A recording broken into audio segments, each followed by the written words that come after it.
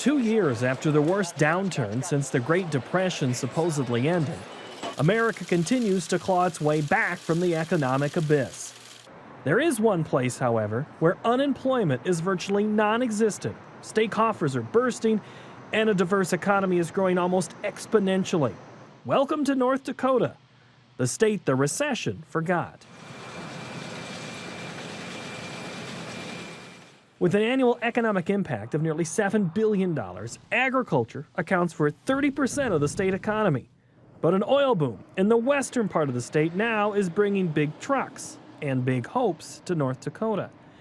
And nowhere is that more apparent than in this formerly sleepy town of Williston. Obviously, there's some real challenges, and you know, we would like to grow a little slower. You could control what's happening. Ward Kozer has seen dramatic changes in his 17 years as mayor.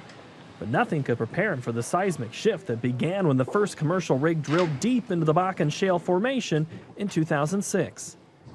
In the ensuing 5 years, more than 200 rigs took root in the western part of the state. Rumors now are circulating that 50 more wells could soon be drilled in the region, and Kozer is a bit concerned for the 20,000 people who now call the Williston area home. Each rig brings anywhere from 80 to 100 workers with it, and then you get all the extra things that you need, the stores, the restaurants, all the things there, and we're really being pushed to the limits. A big increase in rig count would really challenge us.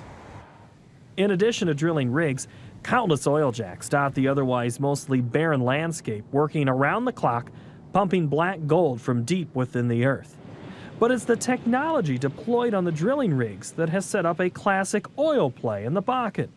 New, and in some respects controversial, horizontal drilling and fracturing methods are unlocking billions of barrels of heretofore inaccessible crude. The procedure, more commonly known as fracking, begins by drilling vertically until workers reach a zone of interest. They then gradually drill to a 90-degree angle. Cement casing is then installed and small fractures are created. Finally, sand and water are injected into the voids, allowing oil or gas to flow into the wellbore. This technology, being able to go down 2 miles and out 2 miles with the technology to put that drill bit inside a coffee can, down and out 2 miles, 4 miles total, has really changed the game.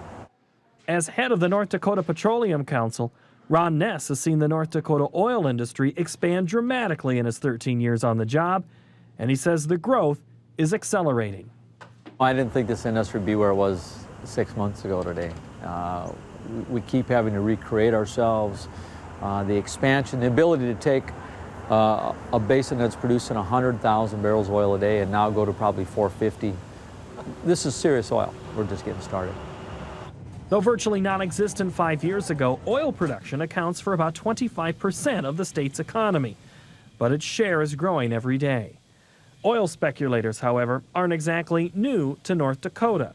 The state enjoyed similar booms in the 50s and late 70s, but as the holes dried up, so did the economy. This time around, though, officials say things are different. We think it's going to take about 33,000 wells to produce this oil field. And so we're not even 10% of where we need to be when we get to the end of this drilling phase. As director of the Department of Mineral Resources, he oversees regulations, permits, and surveys of oil and natural gas sites. And Helms predicts things are going to be rocking in the Bakken for quite a while. In May of 2008, when North Dakota's total oil production was estimated at 4 billion barrels, Helms delivered what he calls his "this is going to be enormous" speech. His outlook was criticized at the time for being too optimistic. But Helms says he actually understated the future of fracking. That speech actually underestimated what's happening by about 50%. Our estimate of the amount of oil in this Bakken Formation, just in North Dakota, is 170 billion barrels. We think we can get about 11 billion of those barrels out.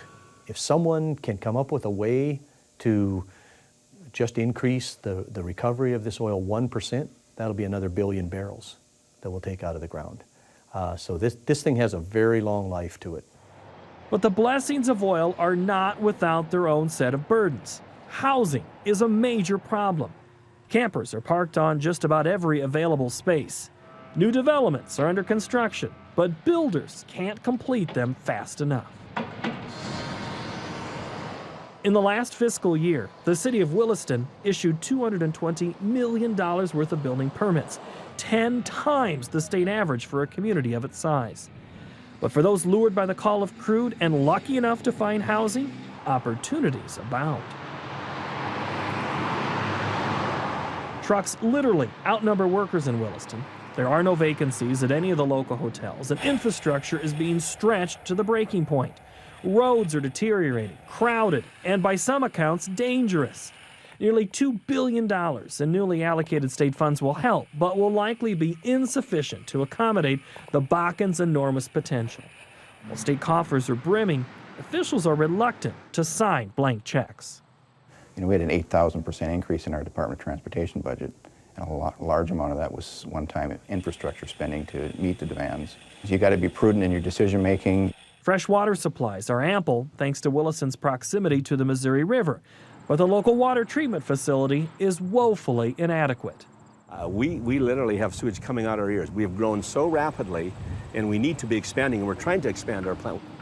Rather than wait for government solutions, some companies are taking matters into their own hands. Got a company in Watford City, North Dakota, Badlands Power Fuels. 2007, he bought the business. He had 20 trucks and 40 employees. Today he's got 600 trucks, 850 employees, building 400 and some apartments, houses. While the potential is not without pitfalls, North Dakota officials are aggressively embracing the call of crude. And with the nation's lowest unemployment rate and the economy that is the envy of virtually every other state, they claim prospects for prosperity also are high. The thing that I always drive home thinking about is that we're only 10% into this thing, and that 90% of the work is still in front of us. 90% of the production is still in front of us. For Market to Market, I'm Paul Yeager.